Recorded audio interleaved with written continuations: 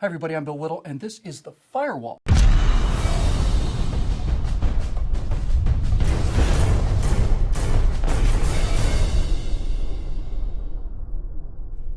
Well, he's done it. Barack Obama has proclaimed amnesty for millions of illegal aliens. Conservative pundits have called this act illegal, saying the president does not have the power to unilaterally circumvent Congress on any issue, let alone one of this magnitude. Senators and representatives have called his act illegal. Saturday Night Live called it illegal. Jon Stewart on The Daily Show called it illegal, and President Obama himself on 24 occasions said he did not have the constitutional authority to do this and was therefore illegal. He didn't care. He did it anyway. Now, many of us knew before his election what he really thought of the American people, but for those who didn't, we have Jonathan Gruber, one of the chief architects of Obamacare, saying repeatedly on camera that they had intentionally mislabeled what was obviously a bill-killing tax on the American people.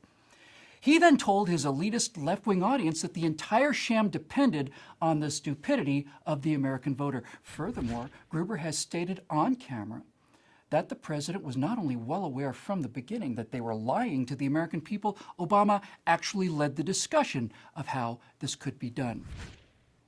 So let's set aside just for a moment the fact that Obamacare passed without a single Republican vote. So when Gruber and Obama say that they're depending on the stupidity of the American voter, what they're really saying is they're depending on the stupidity of the half of the country that votes Democrat.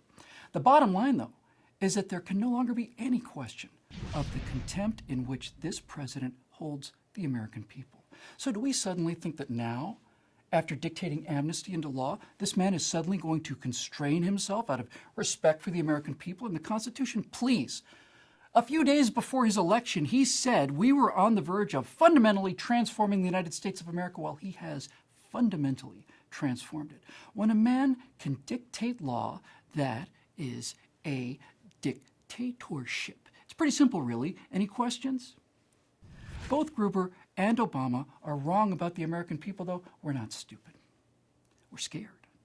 In fact, we're not just scared, we're scared senseless. We see the American nightmare of not just single-party rule, but actual illegal dictatorship unfolding right before our eyes.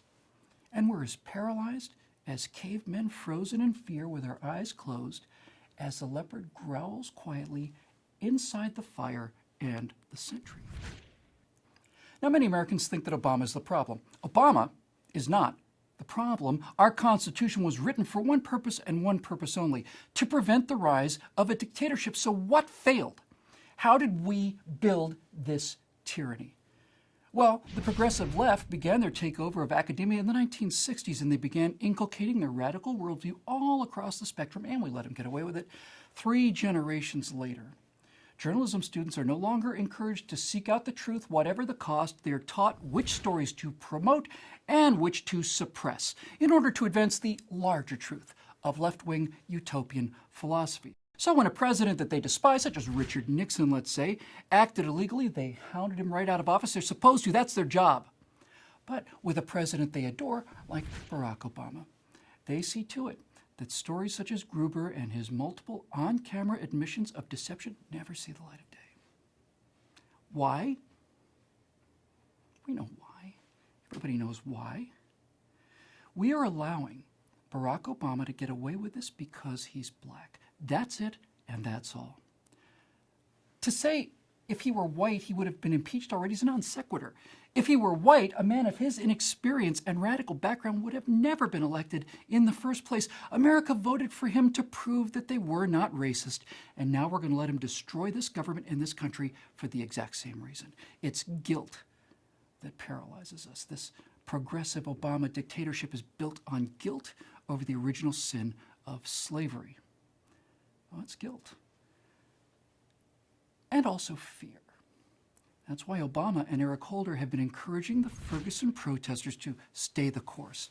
We don't give a f*** about your laws, said one of them, and the president and the disgraceful attorney general obviously don't either. But they need Ferguson to remind the American people of what would happen should they decide to hold the first black president accountable to the same rules as the previous 43. Everybody knows it's true, and no one has the courage to say it. So as for me, I know what people have said and will say about me, and I'd love to tell you that I don't care, but I do care. Charges of racism only work against people who are not racist. Those are the only people that shut up. Real racists revel in the name. So as for me, I'm going to stand with this man. I believe that Barack Obama and his multiple flagrant and impeachable illegal actions should be judged not by the color of his skin, but by the content of his character. Please subscribe to our YouTube channel and be sure to visit us at truthrevolt.org. And to keep these messages coming, please consider making a donation by clicking here.